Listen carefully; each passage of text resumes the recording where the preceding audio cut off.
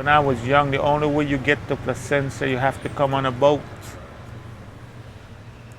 that travels down here once a week.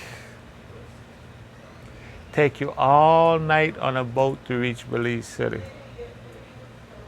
That boat don't come back again till the end of that week, then it stop and it go again. People didn't come to Placencia. They didn't know how to come to Placencia. They were scared to come to Placencia. We wouldn't let them in.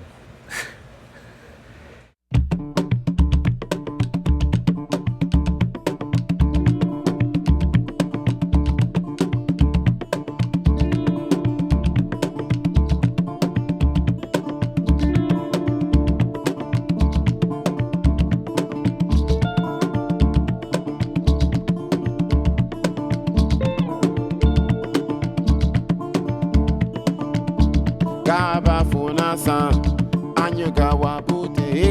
Ámuñegü. Garifuna Ayanduha Garifuna Numa Ámuñegü. Garifuna Aruma Hanuma O Ámuñegü. Garifuna Our lagoon forms the base of an entire food web for an entire nursery for the sea.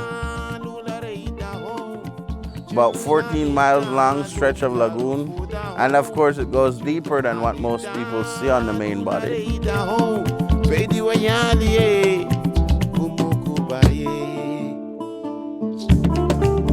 Our lagoon is at that crucial point that the smallest change in the wrong direction can be devastating.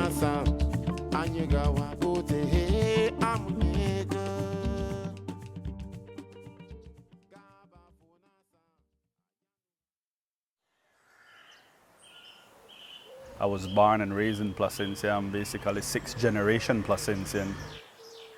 As far back as my family goes, you go as far back as the first set of people that inhabited Placencia Village. Basically, when things started to change was in the early 90s when we got 24/7 electricity. Tourism started to boom, foreign investment started to pour in, and everything just happened pretty fast. Development happened pretty fast. To this day, it has its pros and its cons. There's this tension between the locals and the foreigners. There's a feeling among the locals that they're being slowly pushed out and pushed off the peninsula by the foreigners who come in with a lot of money.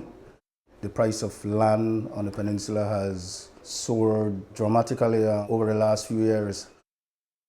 The recession definitely had an impact on the community here. There has been a different group that's been now more interested in real estate in Belize, especially in Placencia, and they're looking to move out of America and out of Europe because of the recession, overtaxation, those kind of things.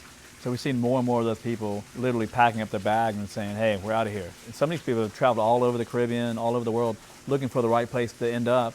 A lot of them end up here.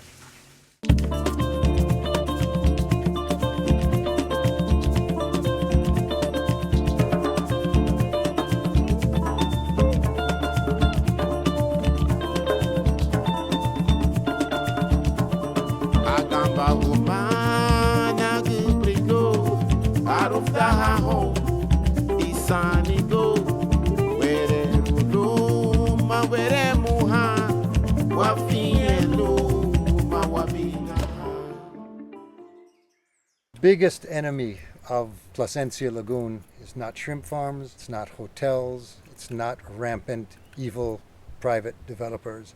It's really our own government. What happens in Belize, especially around election times, the government of Belize, which still owns a lot of land, will give out that land as rewards for bringing in votes or to buy votes, however you want to put it. The cheapest currency of elections is land, because Belize has traditionally had a large amount of government-owned land that really it doesn't do anything with other than cut it into pieces and give it to people before elections to bribe them into voting for them. Governments of both political persuasions here do it. It's not a problem of one or the other. It's just a political tradition that has grown up that will ultimately destroy this lagoon if it's allowed to continue. You see all those pegs sticking up in there? Yeah. They're all survey markers. Those are all markers for properties given away by government, and that's supposed to be developed into land. But look where it sits, it's all water.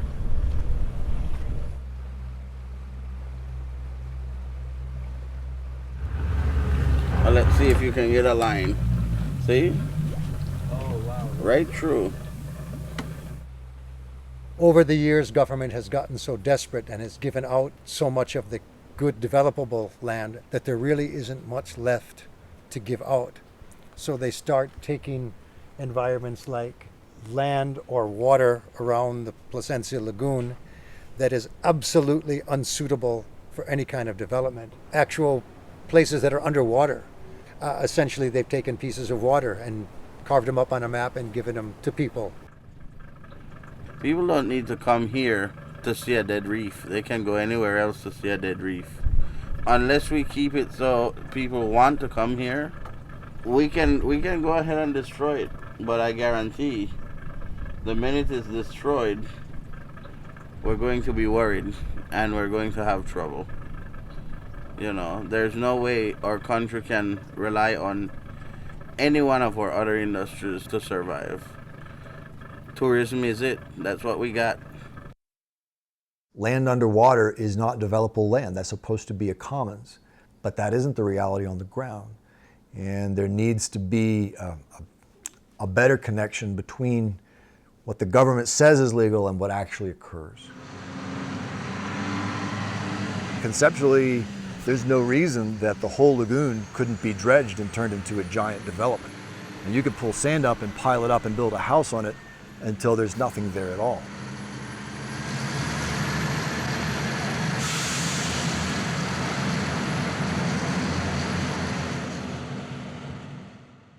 Really, there's only two things that people can do with so-called land like this. Is one, turn around and sell it to some unsuspecting foreigner who has no idea what he or she will do with it. Or if they really want to do something with it, they would just come in and cut the mangrove down to the ground, dredge the lagoon, fill up the area with sand, and open a bar, open a fishing camp. God only knows what they would do with it. It is something close to rape in natural terms.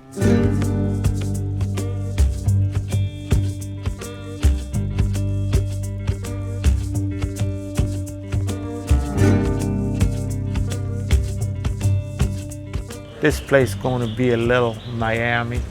They're closing in from both ends. You look up on that north end and see what you see. Big cement building. You go to the far end of this peninsula, what do you see? For sale, for sale, for sale. Once it's sold, Belize will never be able to buy it back.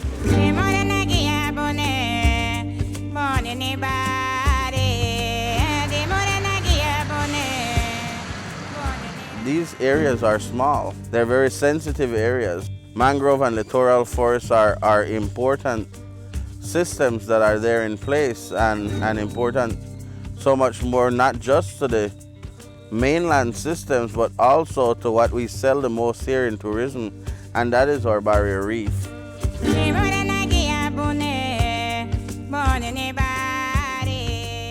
The relationship between the lagoon and what you have out on the reef, you really can't separate. You destroy one, and it's going to have a major impact on the other. Most of the productivity that occurs in an aquatic ecosystem occurs in very shallow areas. If you have an organism that requires multiple habitats, they need to be able to reach those habitats. Those habitats are connected and actually function as a single unit. The conservation concept attached to that is connectivity. So the lagoon and the reef are one in a way.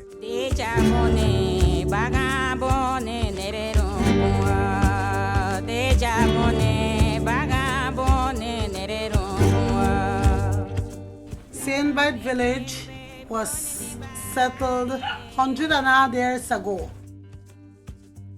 The Garifuna people are so fond of fishing. They love to live by the sea. The lagoon is my favorite fishing ground. When the sea is rough, the lagoon is still calm, still good for fishing. At times we have snappers, at times we have snook. If I don't catch, I'm not satisfied. But now we loosen some of our fishes because of the dredging. In those days, you could have full adora with fish. You see this grass in the lagoon that the fish feed on or hide on under. It's not there again because of the dredging of the area. In those days, when you go and fish in the lagoon, you catch all different sizes of fish. And today is far different.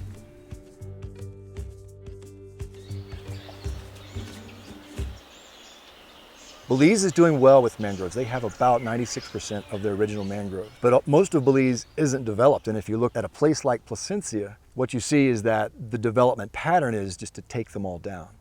People want to see the water, they want access to the water. And so they're sort of considered a blight by some people, and they're removed and a seawall goes into its place. But when you do that, you're removing a buffer against storms, which is very important. Mangroves buffer the waves and buffer the storm energy that comes inshore. Hurricane Iris, you hardly see house. Hardly see house. All houses down. Data started to get collected and we realized look, this lagoon and these mangroves are protecting this peninsula from storms. But it was also a protection for marine life. To get the science right and to define the boundaries of a protected area, that's going to realistically take a few years. In the interim, we've got to make sure that all this land isn't just passed out to private hands to develop as they see fit. It's vitally important that we have enough mangrove forests left that they can continue to do their functions of cleaning the water before it gets out there and continue to feed the nursery of the sea. If we get the sediments coming in, we kill the seagrass. We kill the seagrass, the snails and the worms die. The snails and the worms die, all the juvenile fish die. And the cycle continues. We don't have juveniles, we don't have adults. No adults, no more eggs. A lot of the development were basically done without proper environmental impact assessment, and it basically people would just go and just cut down every single mangrove they can find and just fill it up with sand. And people started to realizing that this might not be the best way sustainably to develop the lagoon. You're definitely not going to stop the development on the lagoon. And I think that's not realistic. But I think with any kind of development, you can manage it, and properly manage it, sustainably manage it. And I think that's the ultimate goal, is to have sustainable development down here.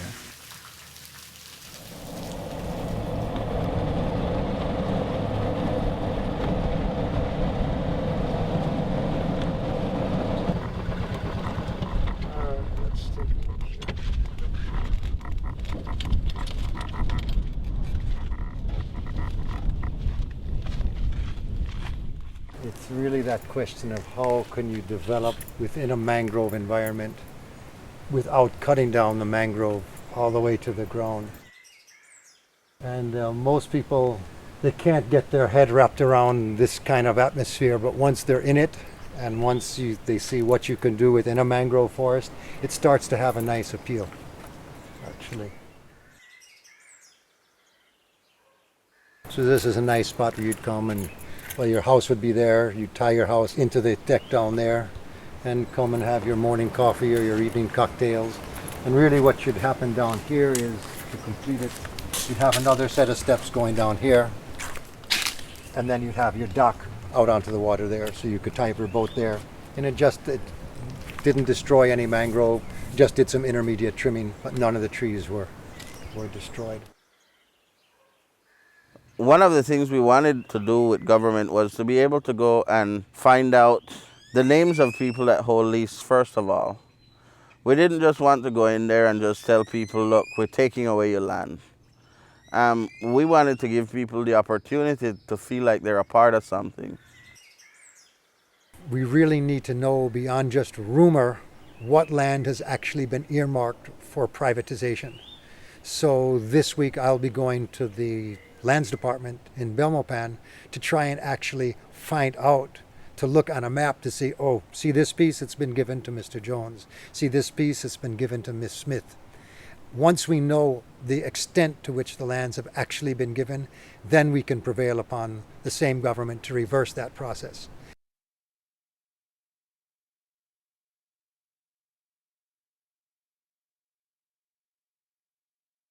The map is just pretty much an outline of lands that have already been distributed or leased. Leasehold properties are given numbers and then placed in blocks after they've actually been complete now.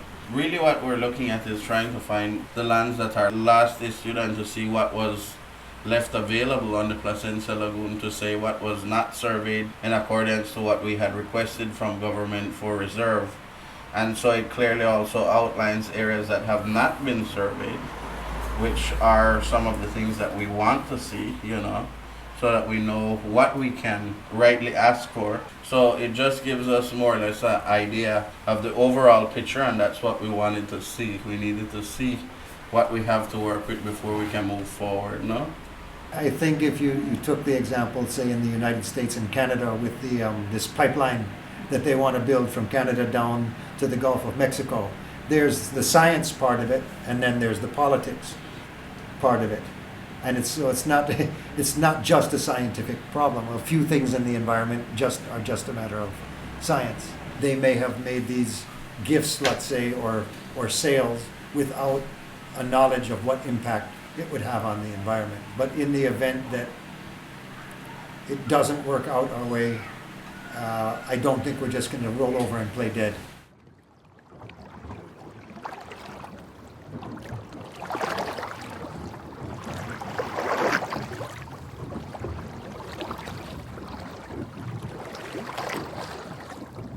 We need to be proactive. We need to not just be constantly saying what we don't want. We have to develop a vision of what we do want. We came up with a document, Peninsula 2020.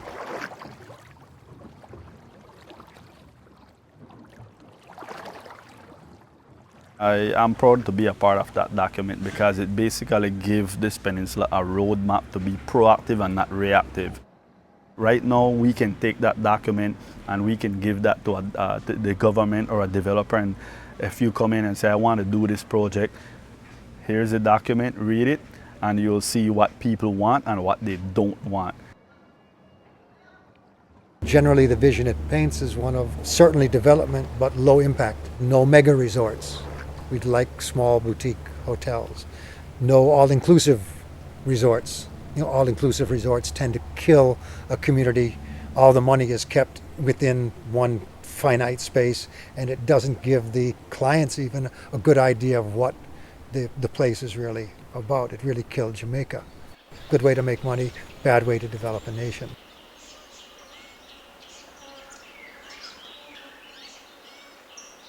Some people aren't necessarily aware of all the things that are out there in the lagoon. Hopefully, the kind of development that goes forward will keep those appreciations in mind and sort of won't go the direction of, well, no one ever sees what's outside, and you might as well be in Indiana. Instead of them coming in and clearing it and then coming back and says, how can I fix it? People are now coming and saying, how do we do this? How do we develop our property, without hurting everything? And that's what we want to hear. That's what we want to hear. That's what we want to achieve. I think the lagoon is an untouched tourism product. It can be developed into a tourism product sustainably, where people are making a living by teaching people the importance of having mangroves and having this type of environment protected. And I think that would be a win-win-win situation.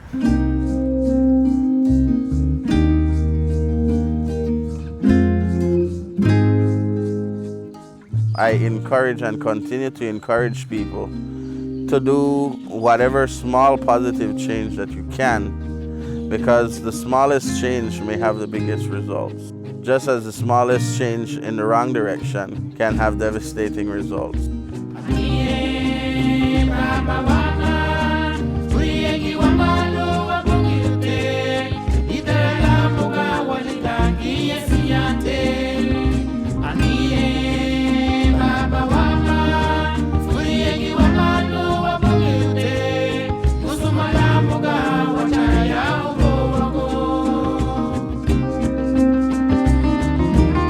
Our lagoon needs the mangrove forest system.